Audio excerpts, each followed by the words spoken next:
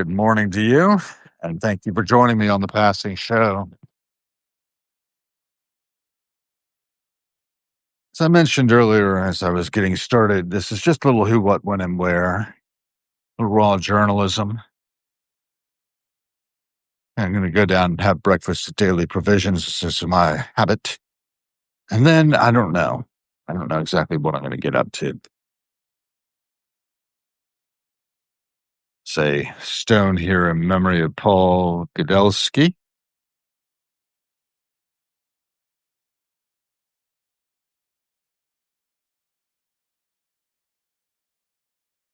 Another one, Martha Galbraith's Memorial Daffodil Garden. Daffodils aren't up now, of course. It's not spring, but they'll be up later. Next year, 2026. Provided we all make it. Well, check them out. Pretty cautious with my steps these days. There's another monument along here. Oh, it's just a ground electrical box. So something was dug out here recently. Soil looks really rich. Got some lilies growing. Another small monument in memory of D. Philip Baker wild grass garden given by family, friends, and neighbors.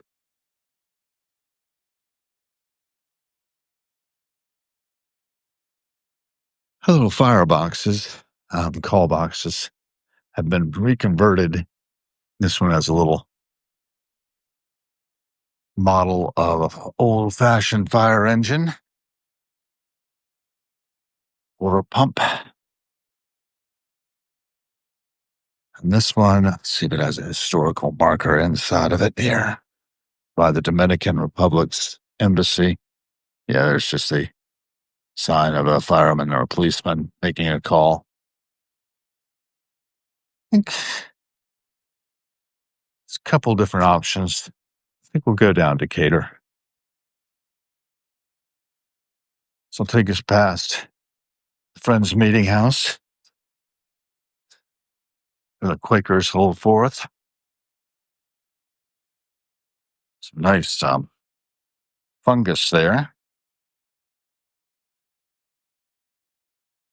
It's been pretty wet, but I understand a lot of the country's in drought at the moment. Our weather systems are all topsy-turvy. And some people blame humans for it. I think that's probably accurate. We are making a significant impact. I noticed last night that Netflix is airing, speaking of significant impact, the last words of Jane Goodall, in which she can say anything she wants about anything, because she knew in March 2025 that it would only be aired after she died. I was supposed to see her tomorrow night at the Listener Auditorium had she not died on October 1st. But she did, and now Netflix is airing her last words. So that's worth checking out. I decided not to watch it last night when I noticed it. But I threw a clip from it onto Facebook this morning. Yeah. Yeah, that was the bed. I would walk here after work. Yes. Stained glass in the windows.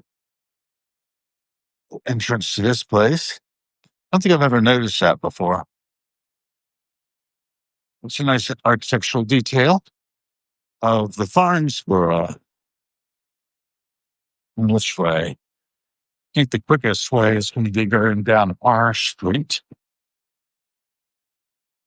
We'll break down Connecticut. On Florida Avenue now. Morning traffic rushing by. Again, just a little metadata as what's being thrown into the mix as I walk along. It's not a very steady vantage point I've got. I've bought a gimbal, but it's really kind of to of work it actually has to hook to the phone. I think the recording goes into it somehow, and I'm not 100% sure that that's what I want. Substack is not integrated. So this is easier. Acorns are beginning to fall. Got a lot of them around. Rearrange them a little bit. There's one into the median of R Street. We're outside of Annabelle, a fancier restaurants in the neighborhood. Pretty expensive. It's hard to get out of there for under $100. Amazing that people spend that much on a meal. I have in the past, special occasions. But tell you, it's a lot.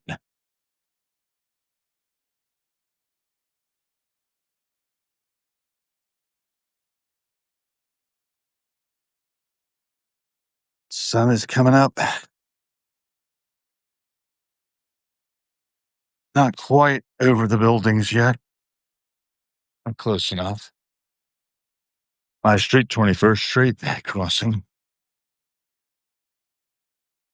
And I'm going to cross R as well, make the traffic stop. They got a stop sign anyway. It's a rolling stop if I ever saw one. Another.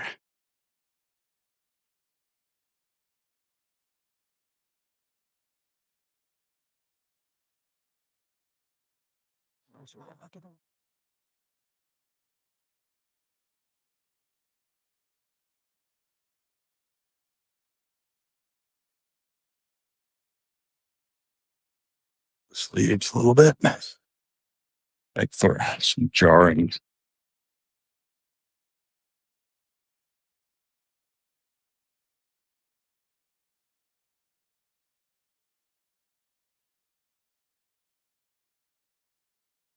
This is the 2010 R Street is the former home of Senator Blanche Kelso Bruce and his wife, Josephine Beale Wilson Bruce, leaders of Washington's aristocrats of color. I lived here from 1890 to 1898. Blanche escaped slavery during the Civil War, attended Oberlin College, and became the first African American to serve a full term in the U.S. Senate, representing Mississippi.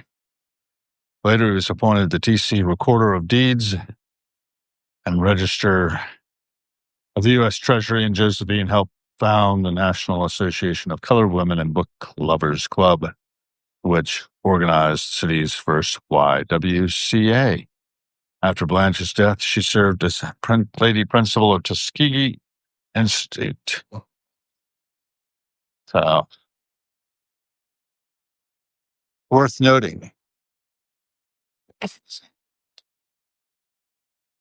lot of folks have given a lot of their lives to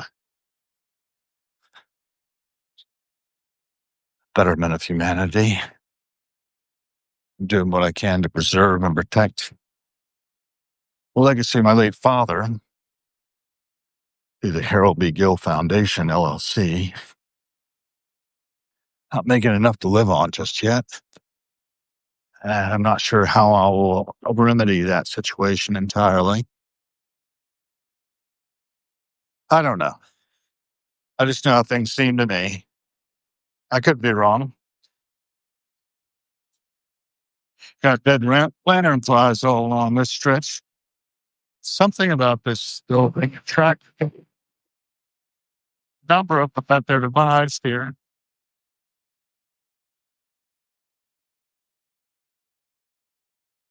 It's an invasive species. Have to think about our environment and how it's being transformed by human activity. I was mentioning earlier Jane Goodall's last words on Netflix. I think we all would do well to listen to her.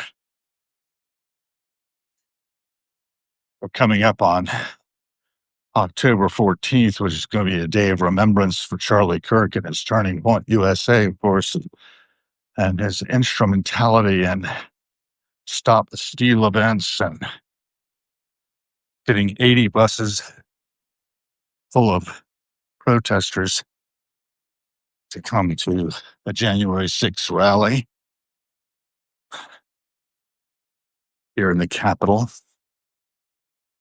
in 2021. Something to think about, folks. Where are our priorities? I'm not going to make a judgment myself beyond just to note the facts of the matter. I think tuning into Jane Goodall would probably do everyone a lot of good. Whether you agree with her or not, it's worth listening to the lady. It did so much to transform our understanding of the world we live in.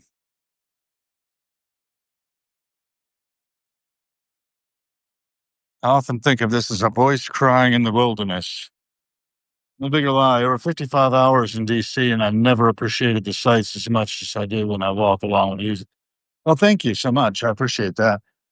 I do like to tour. Good morning to you, enemies of art, smoke and pine. Later we should have the bathrobe guy and I on at 1:00. Hopefully he can make it. He's been going through some health challenges and we need to support each other. So part of what I'm doing is amplifying his signal through the noise, and the bigger lie, your signal as well.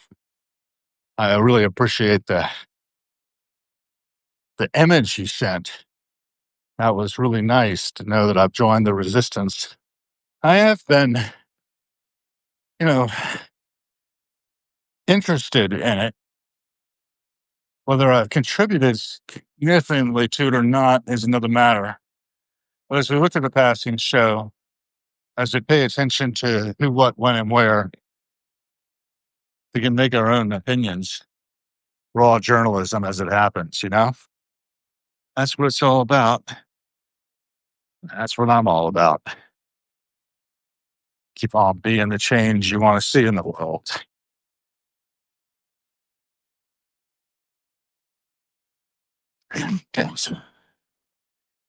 All right. Howdy. Doing well. How are you? Okay. Yes. Yeah, I'm going to get myself a egg and cheese. Okay. And today, go ahead, have a latte. I'll make it large. Well, and I put an extra shot. Okay. Good. I think so. I think we talked about that before. The name is Hal, and the charge is there. Yeah, here, the number. Okay. I find my wallet. Else not on my There it is.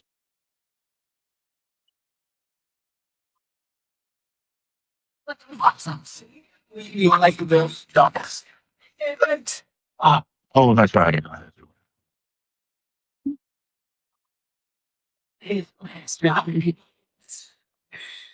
I do. So I think. Yeah, put Charles out like it.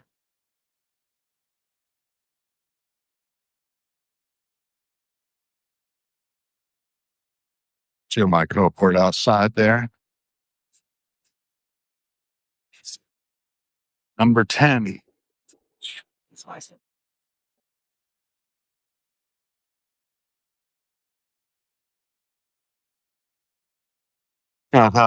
Julius Siebert, established in 1915, truck over there doing some deliveries. I don't know how much more of the passing show I'm really going to take in here. But really appreciate you all joining me. 55 years in BC. I think we have 55 hours. Stacey Alexander, In Focus, Strong Snake, Pine, Enemies of Art, Bigger Lie. So that's a pretty good crowd. Be the change you want to see in the world. Every cent spent is a vote to the kind of world we are co-creating. And I'm out here.